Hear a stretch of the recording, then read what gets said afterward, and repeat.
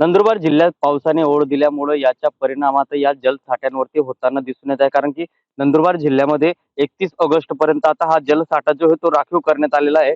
कारण की नंदुरबार जिल्ह्यामध्ये जवळपास जून महिना उलटला आणि आजपासून जुलै महिना सुरू झाला, तरी देखील नंदुरबार जिल्ह्यामध्ये समाधानकारक असा पाऊस जो आहे तो बरसलेला नाहीये. त्यामुळं जलसाठ्यावरती याचा परिणाम जो आहे तो होताना दिसून येत आहे. भूजल पातळी जी आहे ती कमालीची घटताना दिसून येत आहे. त्यामुळं ज्या आता ज्या धरणांमध्ये शिल्लक राहिलेलं पाणी जे आहे ते आता पिण्याच्या पाण्यासाठी आरक्षित करण्यात आलेलं आहे. तर शेती पिकांसाठी पाणी जे आहे ते आता बंदी घालण्यात आलेली आहे. त्यामुळं शेती पिकांना आता हे जे पाणी जे आहे ते मिळणार नाहीये. हे पाणी आता फक्त अत्यावश्यकसाठी म्हणजे पिण्यासाठी जे राखीव जे आहे ते राहणार आहे.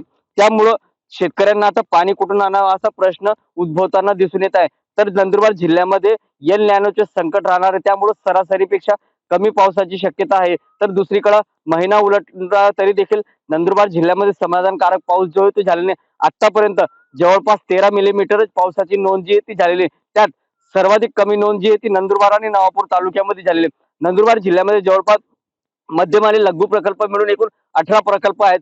या 18 प्रकल्पांमध्ये अनेक प्रकल्पांनी आता तळ गाठलेला आहे. त्यामुळं मोठ्या प्रमाणावरती याचा परिणाम जो होतो आता होताना दिसून येत आहे. एकंदरीतच नंदुरबार जिल्ह्यामधील पावसाची कमतरता पाहता नंदुरबार प्रशासनाच्या वतीने आता खबरदारीच्या उपाययोजना म्हणून या ठिकाणी आता पिण्याच्या पाण्यासाठी पाणी जे आहे ते आरक्षित करण्यात आलेलं आहे. तर शेती पिकांसाठी पाणी जे आहे ते बंदी घालण्यात आलेली आहे. त्यामुळं शेतकऱ्यांवरील संकट जे आहे ते पुन्हा वाढलं असलं तरी देखील आता दुसरीकडे पिण्याच्या पाण्याला अधिक प्राधान्य जे आहे ते प्रशासनाच्या वतीने दिलं जात आहे.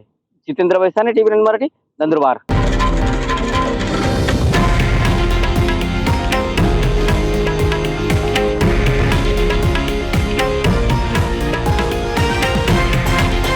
हे आहे देशातील नंबर 1 न्यूज नेटवर्क आणि आपण पाहत आहात TV9 मराठी, एकमेव.